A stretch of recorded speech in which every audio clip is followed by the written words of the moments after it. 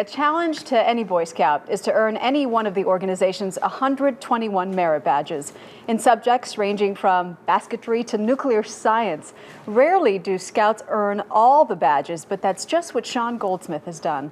Amazing. He's here this morning. Good morning. Hi, thanks for having me on. Thanks for coming. Here they are. Let me see. Sure. Tell me about these. I've never seen so many before. Yeah, there's so many merit badges ranging from canoeing to shotgun shooting to rock climbing. They've all presented their own difficulties, and it's just been an experience in itself going and doing all these merit badges. Why did you do it? Well, the thing is, before I started, I had a strong foundation in my family. I had my father, who was an Eagle Scout before me, my mother and my brother, my father's Robert, and my mother Paulette, and my brother Cody.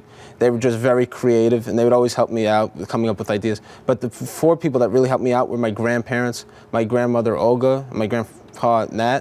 They were just, they're my grandmother's from Uruguay, my grandfather's from Poland, so they just brought all this different types of languages and cultures to me. But the thing about the merit badges, what really helped me out was my grandfather Milton and my grandma Seal.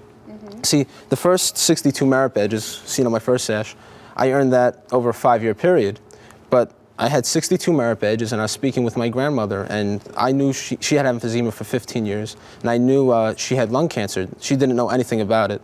And I was speaking to her about my Boy Scouting career and what I've done, and she said, "Shawn, why don't you go for all the merit badges?" I said, Which, "Grandma." by the way, your Sure. father said couldn't be done, and your Scoutmaster said couldn't be done. I started from Troop 303 in Oceanside, New York, with a great Scoutmaster, Mr. Tom Oriel, and he didn't think I could do it. And my Scoutmaster, Mr. Joseph Alcafreda from Troop 240, who's my current Scoutmaster, he's like, "Shawn, you can't do it. It's impossible." And I said, "Mr. A, if you can see it, you could be it." I taught a leadership program with him, and it's called National Youth Leadership Training. And when Grandma, who was sick, said, "Why don't you go for all of them?" that kind of did it for you. Well, I had to do it for my grandmother. She was with me throughout the whole time, and I did it for my grandmother, and I dedicated all the badges in her honor. So when she was in the hospital, I'd tell her, "Grandma, I was rock climbing, and when someone was belaying me, I fell 10 or 15 feet down the wall, and I slammed into the wall, and I got black and blue." Or when I was doing water skiing for the water sports merit badge, I was going 50 miles an hour, which is at the end of the sash. But I was going 50 miles an hour,